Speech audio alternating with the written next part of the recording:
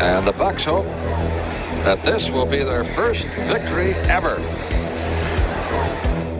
We have a great area, growing area, in Tampa, St. Petersburg, Clearwater, Sarasota, Bradenton, Lakeland, and Winter Haven, and even Wauchula. Over 2 million fans, and it's the fastest growing area in the United States. Good afternoon, ladies and gentlemen, live from Tampa Stadium. For the first time ever in a regular season, the Tampa Bay Buccaneers enter the stadium with numbers in both the win and loss columns.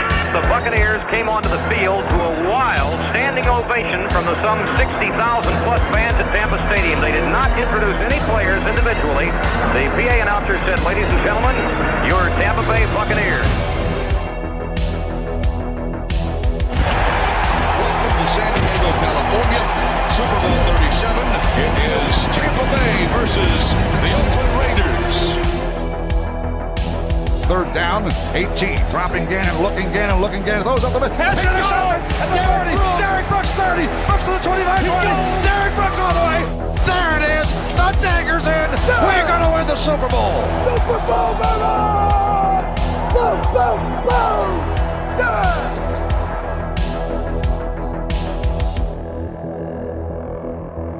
Tom Brady signing with the Tampa Bay Bucs tomorrow. Holy hell. Tom Brady going to the Tampa Bay Buccaneers. That's going to be a tough team to stop, I think, at this point. He said, you know what ring is my favorite one? My favorite ring is the next one. Everyone always says, why the Bucs, man? Why did you choose the Bucs? And it was a no-brainer. Brady has all kinds of time. Throws toward the end zone. It is a caught ball. Touchdown, Tampa Bay, Mike Evans. 8 seconds, 7 seconds. Brady to throw. Throws a deep pass downfield. Got Scotty Miller in the open. Makes the catch. Touchdown, Tampa Bay. Here's the snap out of the gun. Play action fake pass to Gronkowski. He's going to score a touchdown. Touchdown, Tampa Bay. Holy guacamole. And the Buccaneer Nation will celebrate. And I want to hear cannons. We do. I want to hear cannons. For sure. And I think we are going to hear cannons. If I got to do the boom, boom, boom myself. Bucs win. Bucs win. Bucs win the Super Bowl 55. Tom Brady engineers the offense. The Buccaneers score late in the first half, early in the second half. And there the cannons come. Fire them. Keep on firing them. Keep on firing them. How about the Buccaneers, huh?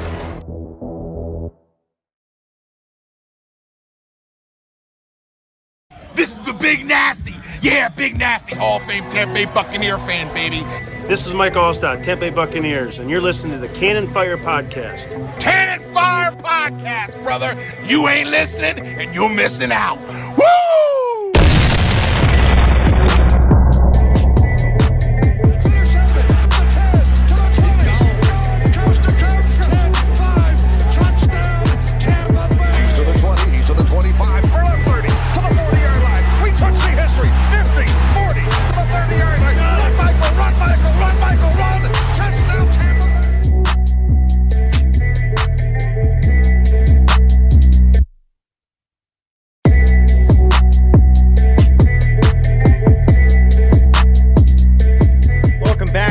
Gentlemen, to a brand new edition of the Cannon Fire Podcast, live on YouTube today for episode 197.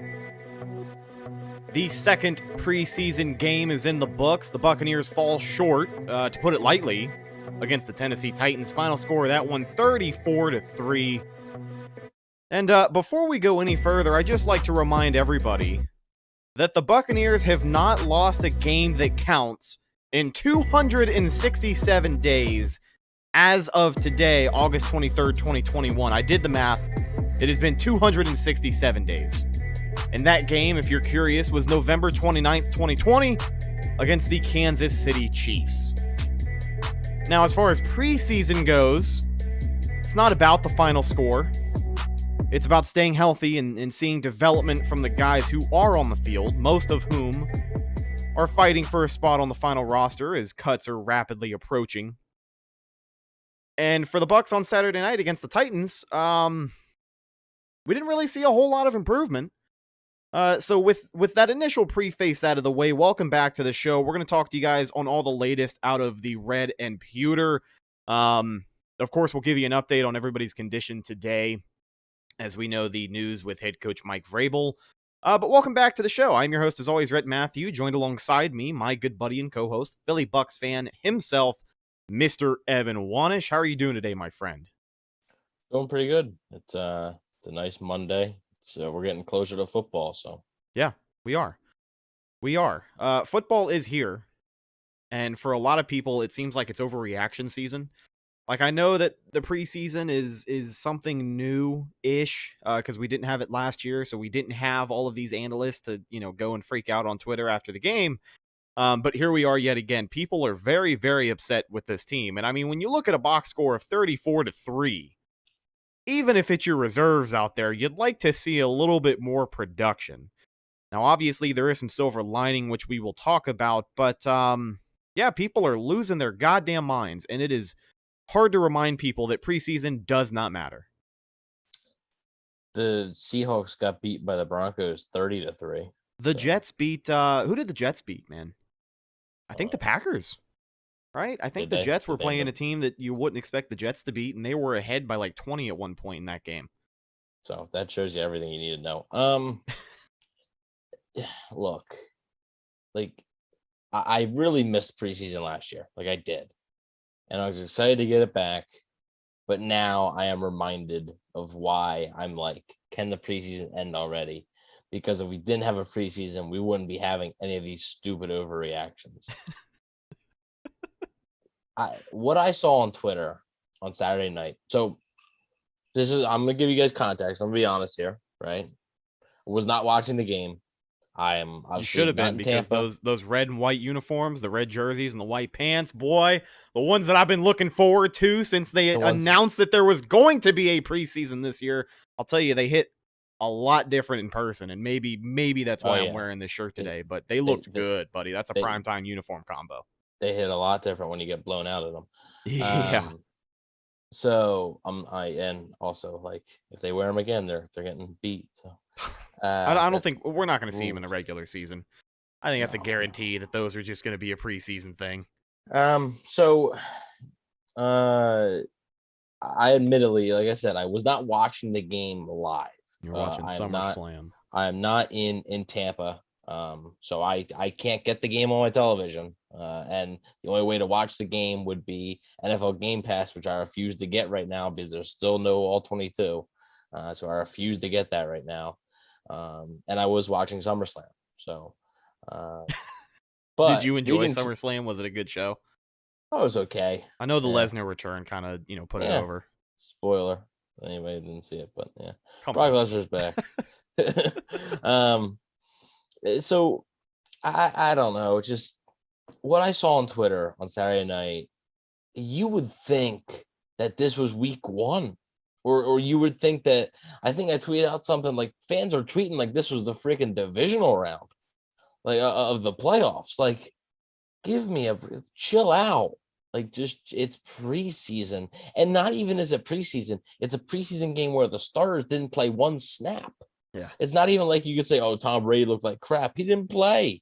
Who cares what Ryan Griffin actually looks like? If Ryan Griffin's in the regular season, the Bucs are done. It's over. Just like Michael Scott, right? It's over. We are screwed. Yeah. That's if Ryan Griffin is playing meaningful snaps in the regular season game, it's done. So who cares what he does? People are sitting there complaining. Oh, it'll be an easy cut down. Oh, it'll be easy to cut, guys. Just chill out, dude. Like, honestly, if it's so easy to cut guys at this stage in the preseason, why are you freaking out over the results? The results do not matter. And there is no justifying this reactionary behavior. You know what I mean? If you want to react about the guys who are on the field, that's fine, because that's what these games are for. Like Bruce said it in his post-game presser, I'm not looking at the final score. I'm looking at individual performances. Mm-hmm. So if you want to freak out about individual performances, which is what we might do here in a couple of minutes, that's okay. But as far as this, overreactionary reaction to a preseason game where the Bucs lose by 31 points, it's definitely unnecessary. But I think it comes from a place of people are starved of football. When you get your Super Bowl champions back on the field in any capacity, even if it's 0 starters and one or two guys who played in the game, there's still going to be, a peak of interest about it, especially when it's the first football you've seen in months. But yeah, we'll try to calm you guys down about that over the course of the show here. And really quickly, I want to give a shout out to everybody in the live chat. Our guys from Bucs UK, Adam Davies and Pete Payne hanging out with us. Ben Leeper, the moderator, holding it down. Shout out to our guy Gene Buck, what you heard, hanging out with us. Glad to see you in the chat room, my friend. Michael Henderson says Falcons need a number 2. Ship them off to them for a number 1 overall. They will fall for it. Real quick, Pete, OJ Howard is not on the bubble. He is making this roster. He is not going to get cut. Not going to happen. So let's go ahead and jump into the game, right? Let's talk about some guys who had good nights and some guys who didn't have some very good nights. Let's start with the good, because I want to kick things off in a festive mood, right? You can start with the good, because that'll be quick. Well, let's start with like the good news. So the latest out of Red and Pewter camp, just a day after the game, it was announced that Tennessee head coach Mike Vrabel tested positive for COVID-19. It is no secret at this point that throughout the week he had heavy interaction with Bruce Arians, Tom Brady, the rest of the team. He was at the Bucs facility between joint practices and, of course, the second preseason game. As of today, and as of within the last hour, Bruce Arians has confirmed that there is no sign of any COVID-related absences at the Buccaneers practice. They were indoors today. Tom Brady and all quarterbacks are there as normal. So I think Tampa Bay as a collective fan base can big exhale, right? For now. Everything's okay for right now. Obviously, contact tracing and all of that stuff is going to take place. We know the NFL has very strict COVID procedures, whether you're vaccinated or not. Bruce has made comments about how he's hoping for the team to be as close as they can be, if not 100% by week 1. I think the last percentile we checked in at was 92 or 93% of the roster. And I mean, we might as well just say it, with the state of the world right now, I think having your team as prepared as they can be in that situation, that's just going to be an advantage. You've heard all the headlines out of Washington, and I mean, with, head coach Ron Rivera being a little more of a high-risk subject here, he's been disappointed in how his guys haven't, gotten their vaccine and made it easier for everybody else, because there's so many rules that you have to bend over backwards. Non-vaccinated players have to do twice as much testing and a lot of different procedures. So when you can get as close as you can to, overall team herd immunity, I think it's only an advantage this year. Yeah. Pete says so many drops, you can't even catch COVID. That's pretty good. I see a lot of drops in the game. We'll talk about those for sure. See a lot in the chat. Our buddy Gene, obviously. I see G Vegas here also saying it. Richard now. Joe Tryon Shawinka. Gonna have to get used to saying that.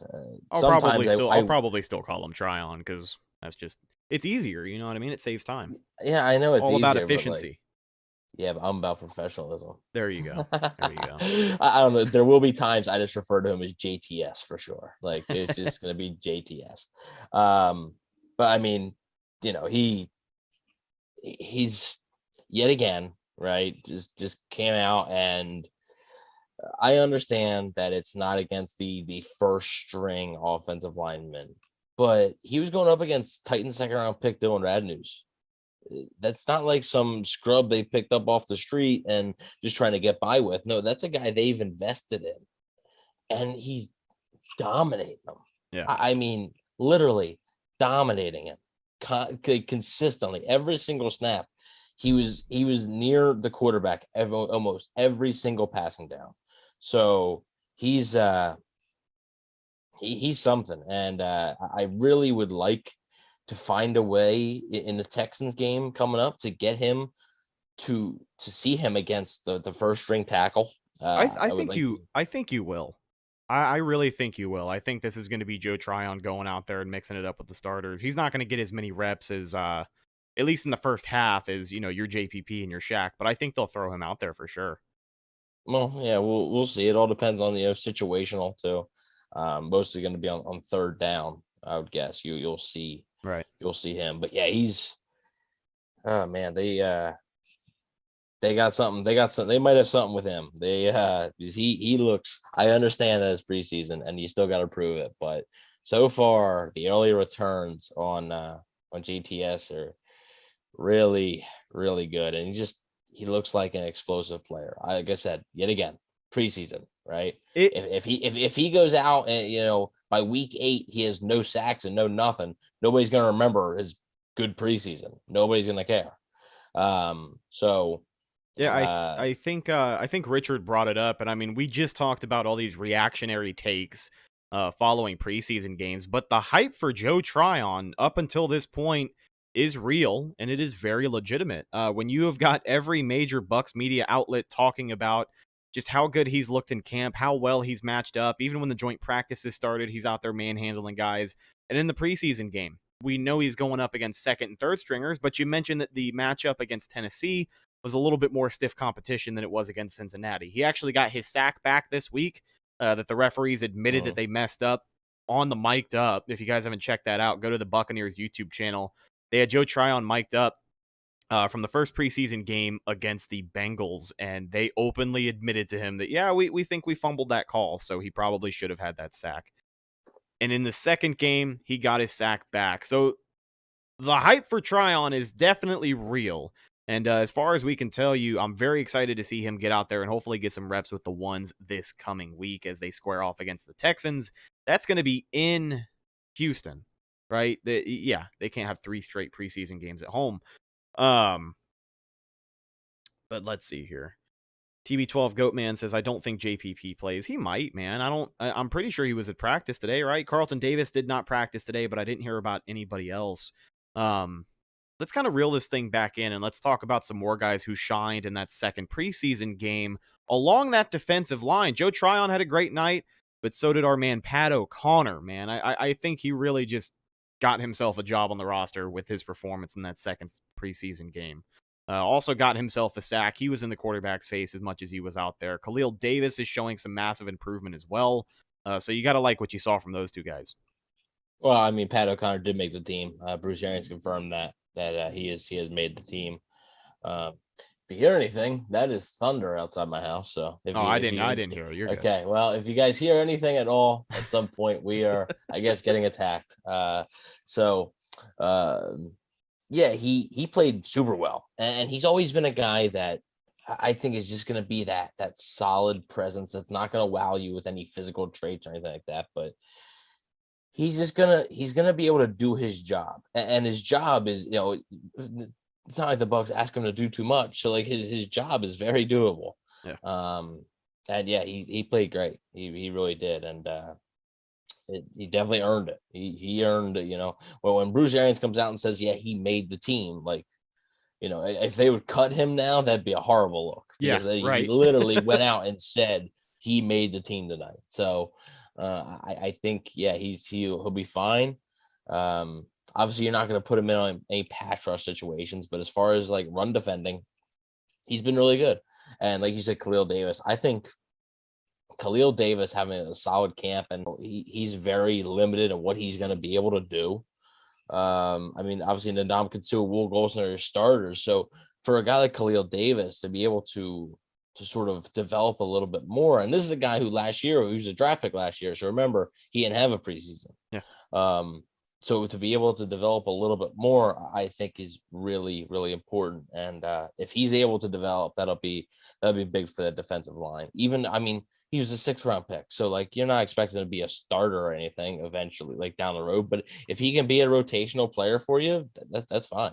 Absolutely. And I mean, when you're comparing, the start of camp to up until now, we still have one preseason game left. So we're not quite to final cuts, but I think between then and this very moment, you got to feel better than you did before about the depth at interior defensive line. Ben Leeper, our moderator, said it in the chat. Probably an overreaction, but I do feel a bit more confident in the backup interior defensive line, at least for this season, if they are needed to step in. And I think that's a true statement. You can definitely kind of hang your hat and say you feel a little bit better now than you did before, because between Pat O'Connor being the solid guy that we knew he would be, I'm glad he showed up when he did, because he definitely needed it. And Khalil Davis just taking that step that you had just went into detail about. You got to breathe a little bit easier. Now, let's look at the offense. It was a scorching night. I don't know how many yards. So we're moving on to the bad now, or? Yeah, I think so. Is there anything else on the defense that really caught your eye? No, not really. Because I mean, allowing 34 points to me doesn't really, I mean, I was drunk for the first half, but in the second half, I was coherent enough to realize we really couldn't stop a nosebleed out there. Oh, I thought the defense played fine. Yeah. Yeah. No, I don't have an issue with the defense. I mean, honestly, I don't. I watched the game. I ended up recording it and stuff. So, fumble return for a touchdown. That wasn't actually a fumble. That's 7 points. You can minus 7 points there. Yeah, that was ridiculous. There was 2 interceptions that the Titans returned to their side, to the Bucs side of the field, I should say. Yeah, I mean, I was fine with the defense. So I think that's the only reason this game wasn't more lopsided was because of the defense playing well. There we go. So no, not really a whole lot. Oh, I mean, it's not great, to be able to say that, but as far as good, I mean, quick on I wanted to point out one thing we'll talk about a little bit more. I mean, Grant Stewart played all right. He had 2 sacks, I believe, or a sack and a half. So it seems like Bruce said he might have made the team, but it seems like he's got a little bit ways to go. So I think next Saturday's game will be pretty important for him, even though he's going to get limited snaps. So he's going to have to really make him count on special teams. But I mean, on offense, Tanner Hudson looked good. We'll talk about that. And then I believe he was the team's leading receiver again. He was. Yeah, he was. I mean, not very hard to do. But and then one more thing, Ryan Suckup nailing that 49-yard kick. So how about the people's champ himself? He got the opportunity. Look at the hustle. Look at the hustle. Right. Well, the game-saving tackle on the people's the game-saving tackle. Yeah, we'll give him that one, dude. Right. But he also got a chance. He lined up for a 61-yarder. That's right. It went terribly wrong. No, but that's all right. It went terribly wrong. Was it blocked? Or he just kind of whiffed it? I don't think so. I think he just missed it. Yeah, it was that bad. I mean, Bruce said he shit the bed, and I guess that's a great way to put it. But I wish I could have defended him. He said that in sort of a joking way. If you watch the press conference, you could kind of see. I mean, I don't think we can expect Bradley Pinion from 61 yards out. One more round of applause, huh? Let's go, baby. Making the diving tackle. Hey, man, let me tell you. Last line of defense. I was out at training camp, and they were doing like the training camp halftime, basically, where all the guys go inside, and then they do the specialist reps where Suckup will get his kicks in, Pinion will just get a couple of extra punts on the main field, and he's standing there. He isn't really doing anything. I go, "Hey, people's champ," and he doesn't look over, but he gives out, little thumbs up on the side, and I felt great, dude. That's our guy, Bradley Pinion. I don't give a damn. Our guy. I guess while we're talking, right? I guess while we're talking about special teams, people in chat aren't very happy about it. So but, now we are officially transitioning to the bad. Yeah. So here we go. Before we really get into the quarterbacks, let's talk about the special teams. Blocking was not good. It was not good. People are able to return a kick on this team at will. And I know that there's people who want to like bang their chest and say that they've been talking about this for 3 years. But I mean, obviously it didn't. I wonder who those people are. Obviously, it didn't lose the team a Super Bowl last year. But if we're evaluating the preseason game, I think this needs to be touched on because we have mentioned before that they could definitely use some special teams help out there as far as fielding kicks goes. Yeah, I mean, it's just tackling, right? I mean, yeah, like I'm convinced that their special teams are just never going to be great. It's never going to be good. So you got to put up with it. You can have the best defense in the league and possibly, a top 3 offense, but the special teams is what's going to kill you. You got to try to survive, I really thought that special teams was so important to winning until they did what they did last year. I mean, they literally, their coverage rank was the worst in NFL history. It was their coverage units were worse. They're worse in NFL history, and they won the Super Bowl. Yeah. So, Bradley Pinion kicks out of the end zone 90% of the time. So the kickoff returns you're not going to see anyway. The punt returns are one thing. But I think he had the most touchbacks in the NFL in either 2019 or 2020. He does it every time. So. Yeah. Like the kickoff returns, you're not going to see just because the only reason they're doing them now is because they want to see the punt coverage. That's the only reason Pinion's being told not to kick in the back of the end zone, or else that's what he'd do. So you don't really have to worry about the kick coverage as much. Punt return, of course. Punt, obviously, punts, you can't really do much there. A perfect punt happens every once in a while, but it's difficult, and they're going to have to get better. But I mean, I also don't think they have to be this elite special teams, unit that I think all they have to do is be average. Like I really do. And like, to me, more importantly on special teams is the kicking game. Like you got to be able to, if you make all your kicks, I'm fine with this. I really, like I am. And I'm not gonna overreact much to special teams. Another question from the chat here. Ben Leeper asks, if things aren't fixed this year, and by that in itself, if things aren't fixed this year, this is like worst possible case scenario. If every single time Bradley Pinion punts it on 4th down, it's a kickoff return for a touchdown. Worst case scenario, if things aren't fixed this year, special teams wise, do you think we move on from Keith Armstrong? Is his job in jeopardy at all right now? If they're not, right now it's not. Yeah, but I mean, you're talking about. I think it would. I mean, the punt coverage unit was the worst in NFL history last year, and he still has a job now. So the worst. Was it really the worst in recorded NFL history? It was the worst. Yes. Wow. Yes, it was the worst, and they won the Super Bowl. So, I don't know. At what point is it just the players tackling? Like, is it really schematical? Right. Bad tackling has been a common theme so far these past two games. What is the coach supposed to do? Is he supposed to go out there and tackle for him? So if that's the issue, if it's just the players just literally cannot tackle, what do you want him to do?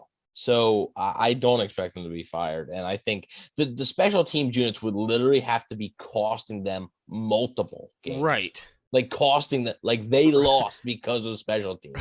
Right. That's the only way I think he would be fired. A punt return for the win with like 8 seconds left. You know what I mean? Like the Deshaun Jackson style in New York. Yeah. Like that's, and they lose like 2 or 3 games because of special teams. That's the only way. Let's talk about the quarterbacks as we transition back into the offense. It was not a blistering night for them on offense. 3 total points between the 3 quarterbacks that we saw. Specifically, I want to talk about Ryan Griffin and Kyle Trask, because as far as Blaine Gabbert goes, like, you know what you're going to get. He played well. He played really well. I thought he did, man. He was 3 for 6 and had 3 drops, so. Yeah. I mean, with Blaine Gabbert, you know what you're going to get. You know that he's the QB2 on this team. There really is there's not a whole lot of discussion about if somebody's going to come up and take that job from him. So today we're going to specifically focus on Ryan Griffin and Kyle Trask. As for Mr. August himself, it was another weak performance. 6 for 11, 45 yards, and that's kind of it. I mean, there wasn't the picks this week, but there wasn't anything that made you go, wow. And we said it last week. We'll say it again. I think Ryan Griffin is just kind of a guy on borrowed time at this point. Not really sure what his fate is, but he doesn't make the final 53 in my eyes. I feel like he knows that. Yeah, I think that's why he's playing so bad. You think so? I think his confidence is just like he knows that. Like, and I'm sure it's. Let's not sit here and act like that these players have to be oblivious to stuff like that. Like, if anybody knows that this is happening soon, it is Ryan Griffin, and I think that's a good point. Like, I wouldn't want to go out there and play my best ball if I knew my days were numbered. Yeah, I mean, obviously, he's not tanking these games. Like, he wants to go out there and, like, I mean, and everybody says cut Griffin or whatever. Okay, like they're going to, but he's gonna stay on the practice squad. Like, I don't know. The same people were saying cut Griffin are the people that were saying in previous preseasons, oh, is he going to be the starter if Jameis Winston doesn't work out?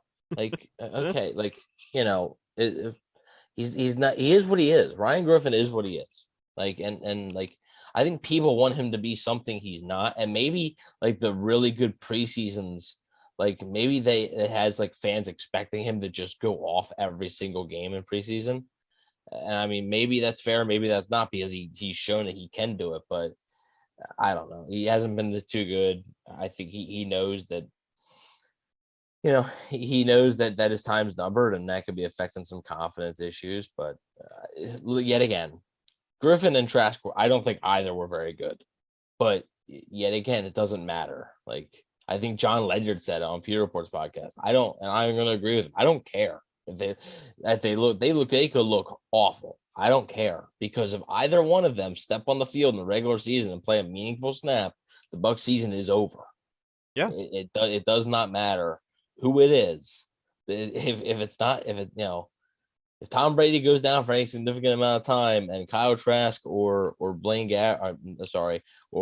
Griffin, even Blaine Gabbert, any of them have to go on the field and play meaningful snaps, the season's over. It's a great point. And I mean, I had it on my notes as well. As far as these quarterbacks and their performance, with Ryan Griffin, we know his days are numbered, and as far as that's concerned, it's just an awkward situation for everybody, right? Like, I'm sure the Bucs know it's coming. Griffin knows it's coming, and maybe that can explain in uninspired preseason performance in 2021. But for Kyle Trask, like, there really isn't a whole lot to be super concerned about here, unless you're just a diehard Kyle Trask fan. Like, even then, his overall expectations over the next 2 years for this football team are low enough to where the Bucs aren't going to need him to suit up on Sundays. And if they do, then just like you mentioned, season's likely over. Or they're up 47-7 at halftime against the Detroit Lions. So, there's only a handful of situations where you're going to see Kyle Trask come in here and try and make a difference in the regular season. And anything that he does in the preseason right now is just, it's kind of easy to write off, because one, he's a rookie as well. Let's not forget that he isn't a perfect quarterback. He had a great year at Florida, but he is a rookie. He's still learning the offense. I will say the one thing that I need to see from him, he's got to figure out the timing on some of his deep shots. He just overthrows guys. Like, he will have a receiver open, beat his man one-on-one, could be a touchdown, or at the very least, a 25-yard minimum gain, and the ball just kind of floats over his head. He also had some receivers sell him out again this week, some dropped balls that weren't his fault, but, it's whatever. Like, expectations aren't through the roof for this guy right now. I thought he was actually worse this game than he was versus Cincinnati. Ben Leeper brings up real quick before I move on to Trask. I just wanted to say he thinks they can win a game or two with Blaine Gabbert. I think they can too. The scenario I'm putting out is, if Tom Brady misses significant time in the regular season, it's over. Like, if you took Tom Brady off this roster and had Blaine Gabbert, the same exact roster, week 1 through 17, the Bucs probably win 5 or 6 games. Like, it doesn't matter. Doesn't matter what the roster is. I seriously think they wouldn't be good. So that's the point I'm trying to make there. If Brady misses a game, I think Gabbert could get you a win. I don't think Kyle Trask or Ryan Griffin could get you a win at this point. And not maybe Trask in the future, but not right now. Just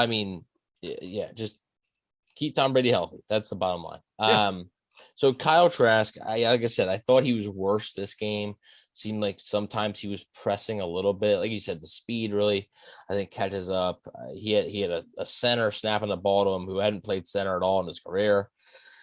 It's not an ideal situation. It really isn't. Now, I did see there were times where Tyler Johnson and Jalen Darden, Scotty Miller were on the field with Kyle Trask, but they weren't on the field like exclusively with him. So he did have a little bit better weapons. Surreal Grayson played okay. He had that really nice catch, but he also had that one drop.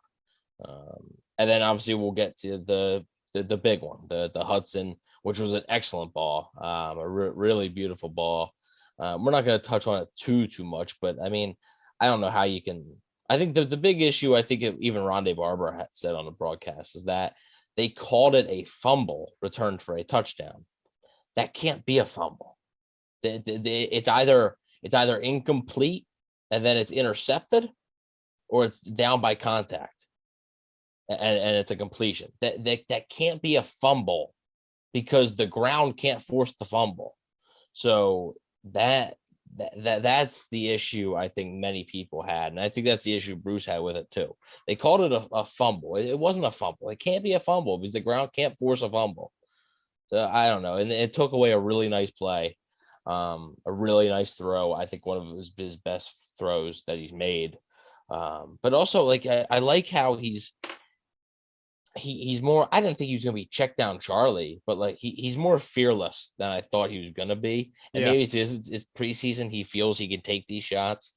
But I mean, yeah, I do like how fearless he's looking. And I'm curious to see how much he's going to play on Saturday, because I mean, if Tom Brady, if the starters are expected to play at least a half, I think if Bruce isn't pleased with them, I think he's sending them out there to the first drive of the third quarter too. I think if he's like, no, you guys got to get something going, then I think he sends them out there in the third too. But Blaine Gabbert, I would expect to play. So I don't know if Trask is gonna, maybe he gets a quarter, but then do you not play Ryan Griffin at all? And you don't give him like you basically tell Griffin that like he's already cut. Like, I don't know. It'll be interesting to see. Like I said though, thought Trask was his 2 interceptions. His first one, I thought he just forced it a little bit, just trying that fearless thing. We know all about that. Trying to force into a tight window, a bad bounce. And then the other one was just a bad throw. Just a bad throw that tipped off of McElroy's hands and into the defenders. Every single Bucs interception this year has been tipped. Awesome. Where have I heard that before? So it's okay. Like whatever. Any struggles that he has now, whether you hate the pick or love the pick of the time, whether you think Kyle Trask sucks or you think Kyle Trask is going to lead this team to 3 Super Bowls, any struggles he has now doesn't matter. Like it'll matter more next year because he's already had a year in the system and a year in the league and everything. But right now, in his second preseason game of his rookie season, it doesn't matter. It's too far down the line that, you know, he doesn't have to worry about playing right now. So fans shouldn't really be worrying about his struggles right now. Yeah.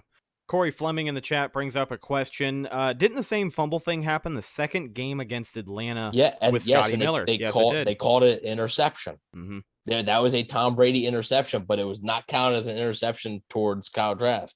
But they called that a Tom Brady interception. Yes. Yeah. But this time they called it a fumble return for a touchdown. So one last thing I'll say about Kyle Trask before we move on to my breakout player of the year. Some of his bad throws, I think he has a tendency to just kind of throw high. Like even there's a lot of catches. I think of that Tanner Hudson catch that he had last week where he had to like go up and get it and he got clapped by 2 defenders as he did it. I mean, maybe when you're throwing a Kyle Pitts for a year and that guy is as productive as he is, you kind of overcompensate, you know, the height of your receivers, but he does have an issue kind of throwing it high. And I think, you know, as far as the deep balls go and then just hitting his target, not necessarily always at the high point, you know, just reel it in just a little bit. But just like you said, nothing that he does in these games is going to matter in the long run. At the end of Kyle Trask's career, no matter how long it is, I don't think anybody's going to look back at his performance against the Bengals and the Titans in the preseason. It's just not nobody's going to care whether he's a superstar or he's a flat out bust. Yeah. Nobody is going to be looking back. Well, you know, if you look back at this preseason game versus Tennessee, he does this, and you would have seen this very early. Nobody cares. Yeah, like nobody cares. Are you going back and looking at Ryan Leaf's preseason games? No, you just know he's a bust. Like who cares? So you know, I like the bold comparison, Kyle Trask to Ryan Leaf. That's not. Huh? Listen, I know you're not a Trask guy. You don't have to cover it up anymore. I'm not a Trask guy, but I'm going to give him way more time than 2 preseason games. Like that's not, you know, like that's just not fair. Listen, you're the one busting out the Ryan Leaf comparisons, not I. I'm not busting out the Ryan Leaf comparisons. So let's talk about my breakout player of the year for the 18th year in a row. Off to a great start. Big number 80, OJ Howard. We knew the starters were not going to play at all this game.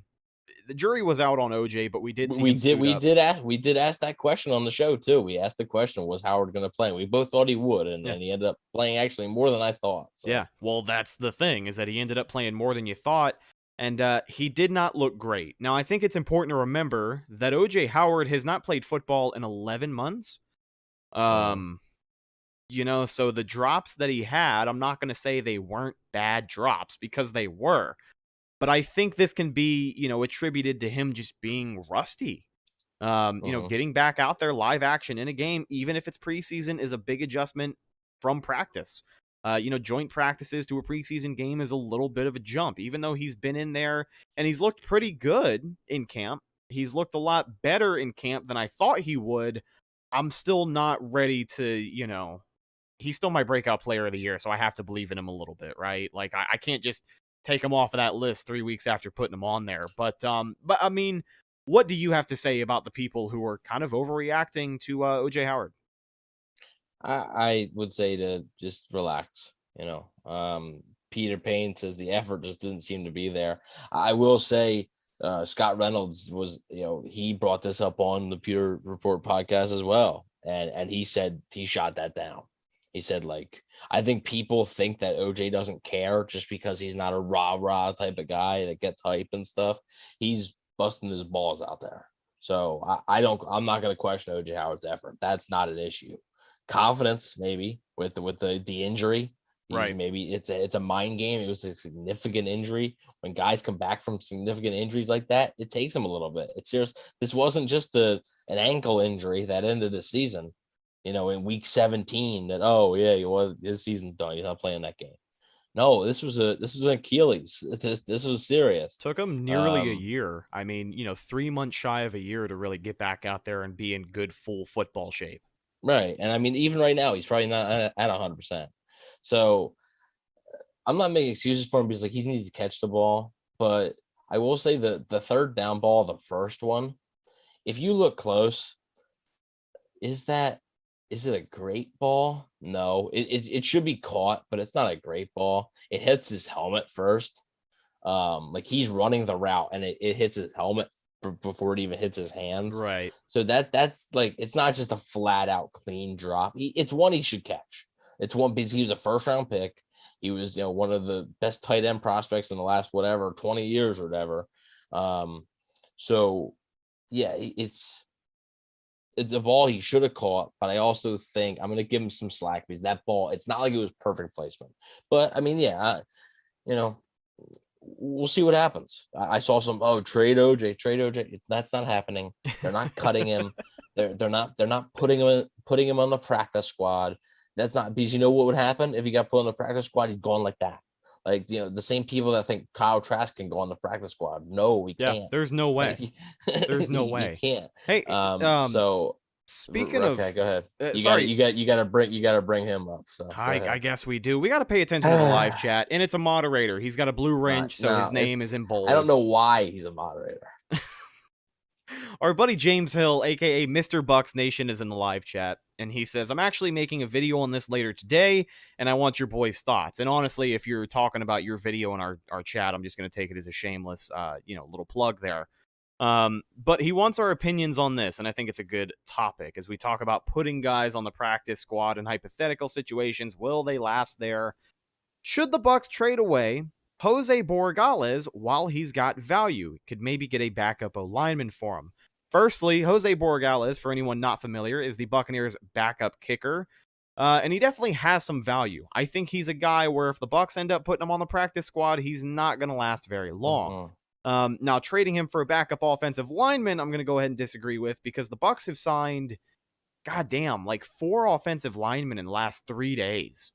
Yeah, but you can never have too much. You sure can, but they have 15. If all those offensive linemen that you signed suck. There are 15 offensive linemen on the roster right now. A lot of them are short-term depth, of course.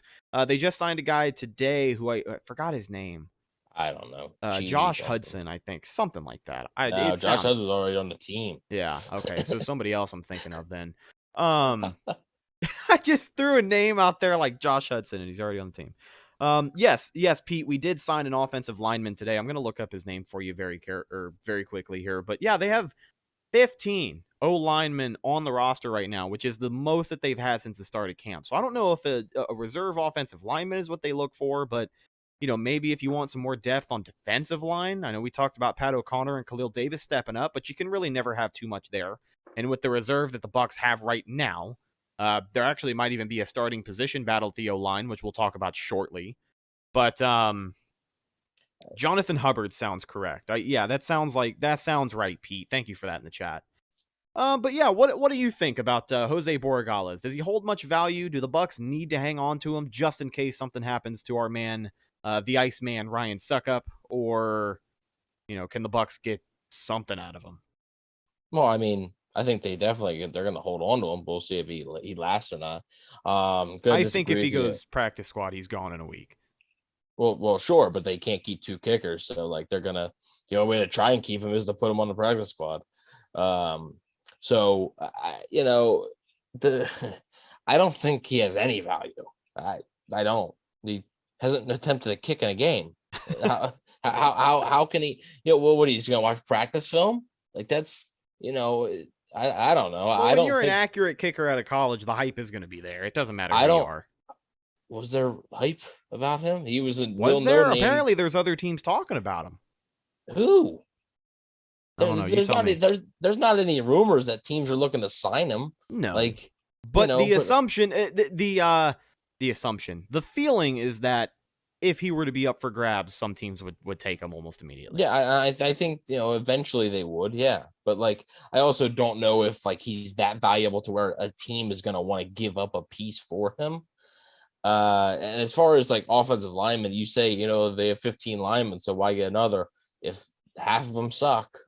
If all those reserve linemen that you're signing, if they aren't better than the guy you could potentially get in a trade, then why not do it? So I wouldn't expect him to be traded. James, if you want me on that video, I'll explain more, I guess. Just hit me up. Way to invite yourself onto his channel. I mean, he did kind of whore out his stuff in our live chat. So I guess you can return the favor and invite yourself on his video later, right? Yeah. Be on the lookout for that, guys. Evan's going to be in the new Mr. Bucks Nation video talking about Jose Borregales. Confirmed. You heard it here first. So I just don't think if he was getting opportunities in the games and he was nailing kicks, no, he hasn't missed a kick. Maybe he has some value, but I just don't think a guy that you've heard so many good things about in practice, like Allen Iverson here, we're talking about practice. I don't know how valuable teams will find that. Not a game. Not a game. Like I said, the value to take a flyer on him to sign him, that's different because you're not giving up anything beside the money to sign him. Right. You'd actually be giving up a piece on your roster or a draft pick for him. I don't think any team would really do that. Yeah, it'll be interesting to see how that one shakes out. But let's transition to the rest of the offensive line. In particular, a couple of guys that have been impressing coaches lately. Nick Leverett has really been showcasing some versatility. When veteran Josh Wells was absent from camp for the week leading up to the first preseason game, Nick Leverett was called on to play left tackle, and he did so for most of the game against the Bengals. And then after injuries to Robert Hainsey, Donnell Stanley, who was waived, and John Molchin depleted the center position, Nick Leverett was called up to go at center Saturday night in Tampa Bay's 34-3 loss in against Tennessee. Nick Leverett actually received high praise from head coach Bruce Arians on Sunday when asked who stood out along the offensive line. So we talked about Nick Leverett kind of having a good camp. I think we talked about him last time we had James on the show, which I hate to bring him up again, but, just put a little timestamp on it the last time we talked about Leverett. He's been impressing so far. What did you think of his game against Tennessee? Well, I didn't think he was very good, but I'm going to give him props because he's playing a position he doesn't play. That's not his position. And when you're with these reserve guys, you get your playing time by being versatile. I think that's more appreciated than being, the best. Yeah. He was a good sport. He was a good sport for Tryon. I mean, you could literally see some of the snaps were like lollipops. I mean, yeah. I think John Ledyard pointed out the reason Blaine Gabbert fell or almost fell early on was because the snap just wasn't quick enough. It wasn't where he was expecting it. And but I'll give him, whatever. You tried it. Nothing was up over the quarterback's head. It didn't, dismantle plays. He's definitely a tackle or a guard. He's not a center. I can tell you that right now. He's not a center. But hey, he tried. So he's been having a good camp, and I think the Bucs coaches will remember that he gave it the old college try, and he's been having a good camp. So it was nice to see. But I mean, it wasn't great, but that's not really the evaluation of it is not. That's not whatever. We'll give him an A for effort, right? We'll write it off as an A for effort. I mean, it's not his native position. You know what I mean? Like I said, if you're these reserve guys being versatile like that and being able to be, plug and play at different points, even if you're not the greatest, it's preseason. Just be open to it because coaches are going to appreciate that, especially if for whatever God reason, they're going to need you in a pinch. But BA in that same press conference also mentioned that Aaron Stinney and Alex Kappa are closer than you'd think regarding the starting right guard position. Now, this is an interesting statement because all the days that we have been out to training camp and all the coverage that we have done, I have not seen Aaron Stinney get any reps at all with the first team. Like, I know he had a championship caliber performance in the playoffs. Last time he was called up, he was the starter in the Super Bowl.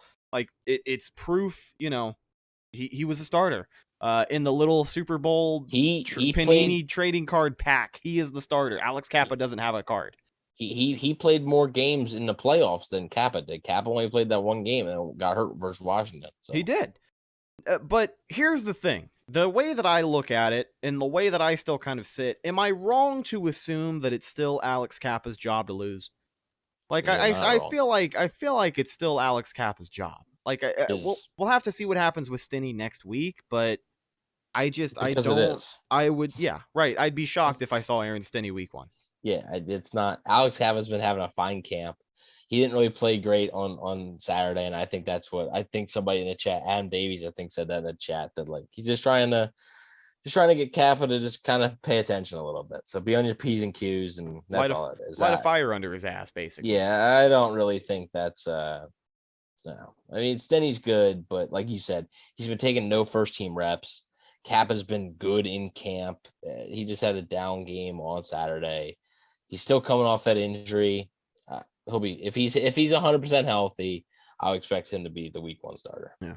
Our buddy Amazement checking in. What are the best position battles so far? He wants to look at the secondary, some of the best battles there. I know we talked about that last cornerback spot. Antonio Hamilton, I think, still kind of has the lead. Gotta be, but it seems like they love D. Delaney. I don't understand. Like, I don't like. What are you seeing? Like, it is clear that Antonio Hamilton is the 5th best corner on this roster. He is. And they're still praising D. Delaney. Nothing wrong with D. Delaney. He's not as good as Antonio Hamilton. He's not. So I don't really understand that one. It seems like maybe it is, praise the guys you can, but it seems like a lot of the statements that you hear, I wouldn't say they're out of spite, because it's not like they're being spiteful about it, but a lot of these statements, I think, could be chalked up to coaches just wanting to get the attention of certain players who might think they have already made the team. Preseason isn't over. Antonio Hamilton and D. Delaney are probably both going to be playing in that game next week in the second half. And that'll be a big half for him. Yeah, it's going to be a huge half. There's a lot of guys on the bubble. Tanner Hudson, who was the team's leading receiver, he's going to have another really big game. Him and Cody McElroy battling for that last tight end spot. So, I mean, there's a lot of position battles to look for, but I think the statements that come out like that, where everybody kind of scratches their head a little bit, can be, equated to coaches just wanting to get the best out of their players. They want you to think your job isn't safe. But, I mean, the tough thing is, yet again, we're going to go back to this. Saturday versus the Texans, the starters are playing an entire half of football. That you literally have to make your mark. There will be some guys on the bubble that don't even get to play on Saturday. Yeah, that's very true too. They're just gonna be cut. There's only 60 minutes. Yeah, I'm sorry, but if you want to get your starters some work, if you want to get your starters some work, there's 4 quarters. If they're playing 2 of them, you can only get so many players in 2 quarters. So there's only so many snaps in 2 quarters. So there will be some guys that do not get to play and will be cut, unfortunately. But that's the nature of the beast. I wouldn't say he's necessarily on the bubble, but he is in the secondary conversation. I wanted to get your thoughts on Ross Cockrell because he did not have a good game against the Titans. No, but he's not on the bubble at all. So right, like he's making the roster. He signed to a 2-year contract. Like he's still had a shitty game. Sure, but I don't preseason. I don't care. Anybody I like, if they have a bad game, I don't care. If I don't like them and they have a bad game, I'm right. Like Nate Brooks had a bad game and was cut the next day. Nate Brooks is unemployed now. So. Yeah, Nate Brooks no longer on the Buccaneers. I know that was a big talking point. Oh my good God. And then so Cockrell, he's not a natural safety, and I think you saw that. I think that's what you saw. So I think he'll be corner, maybe even versus the Texans, he'll get some spots at corner. I personally, if you're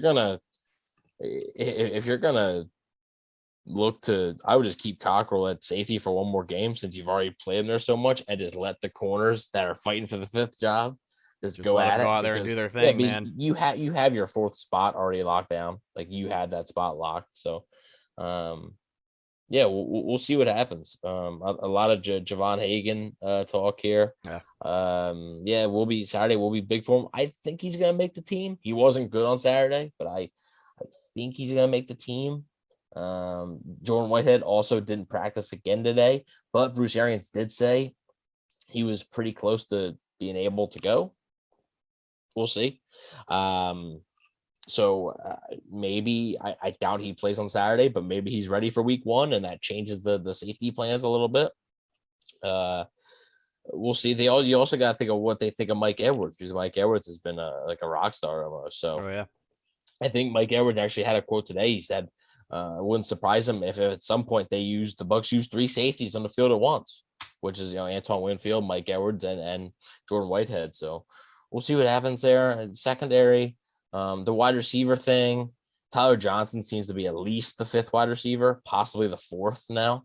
He's so good. He's so good, and I'm so glad he's here. I'm so glad he's proving the coaching staff. I don't know. I feel like it's like he's like proving the coaching staff wrong, because like the coaching staff wasn't happy with his weight, and they were like, we got Jalen Darden here, and I'm a big Jalen Darden fan, but like Tyler Johnson's my guy.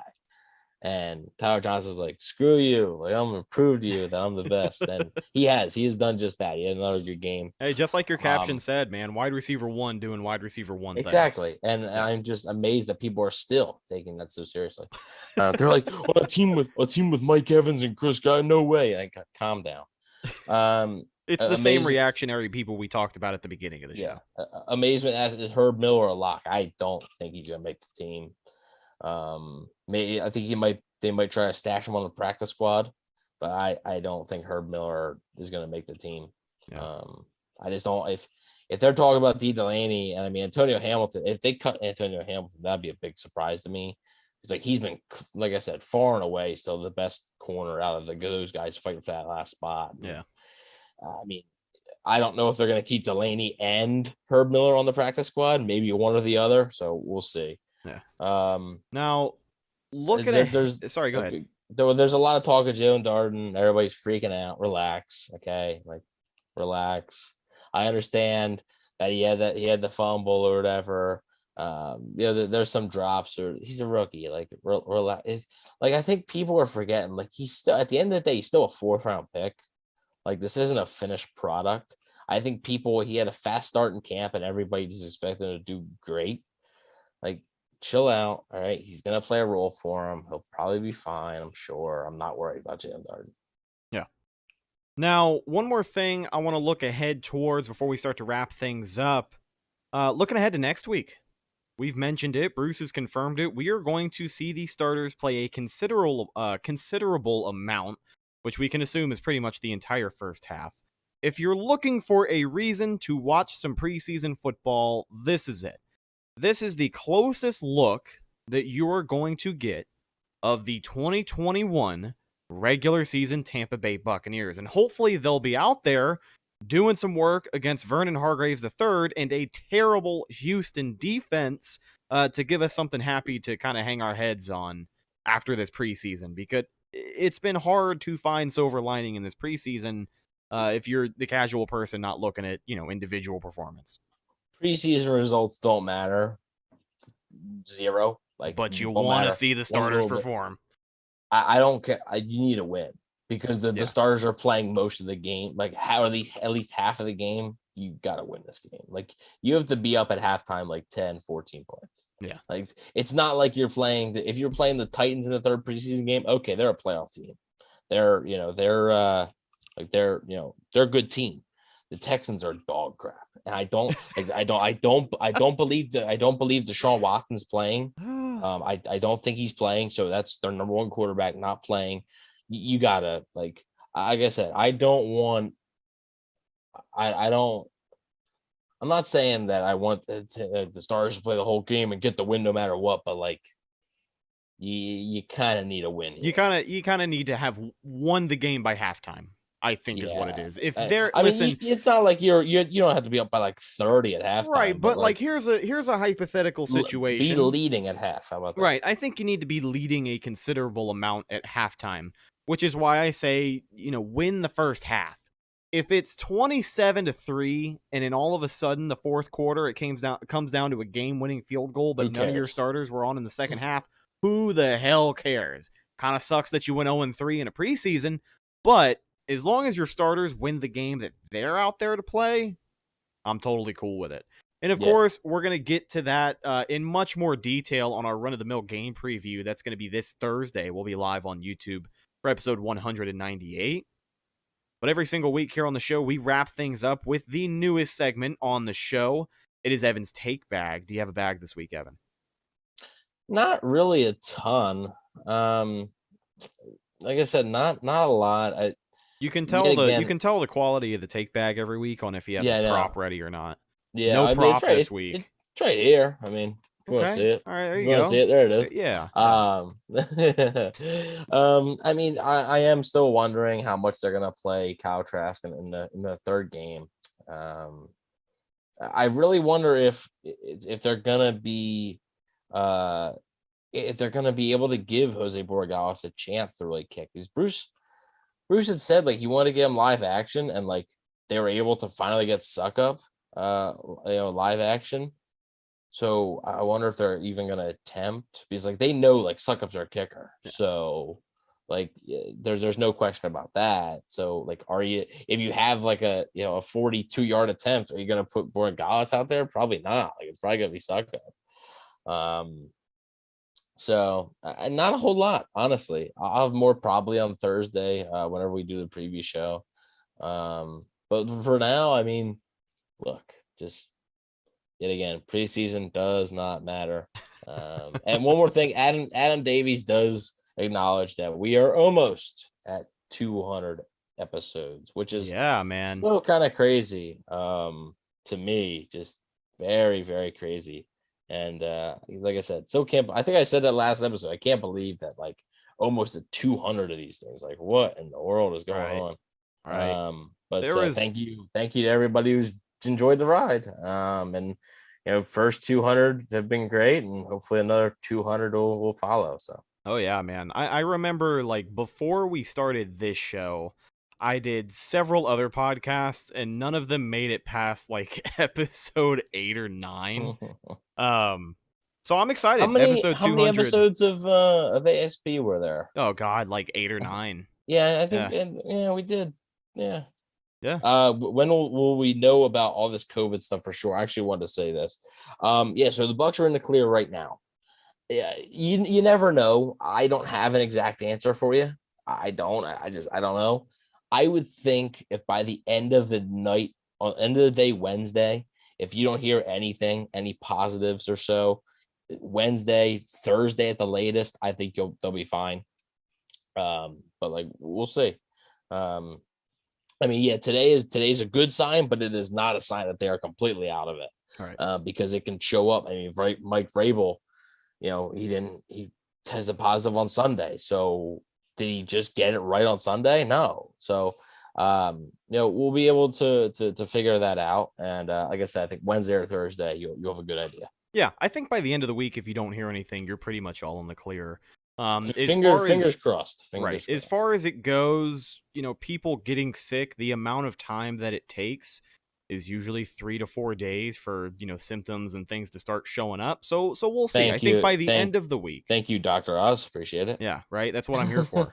Dr. Matthew. Listen, as a first-hand survivor.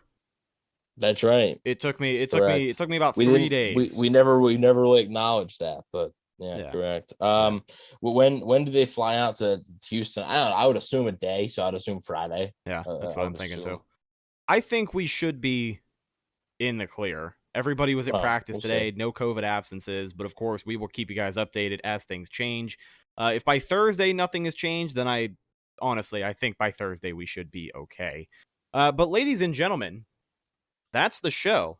Thank you so much for checking out this episode of the Cannon Fire Podcast, brought to you by our guys over at BetOnline.AG. Make sure you follow the show on social media, Facebook, Instagram, and Twitter. All of those are Cannon Fire Podcast, the best place to go for updates on the show, and of course, Buccaneer news as it happens. Speaking of Bucs news as it happens, you can follow my co-host Evan on Instagram at Bucs_daily, the #1 Buccaneers fan page on Instagram. Hoping to get to 30,000 I want to say subs. 30,000 followers, hopefully by our watch party, which is on November 14th. If you don't already know, if you're looking for a place to watch the game, the Buccaneers will be playing Washington November 14th.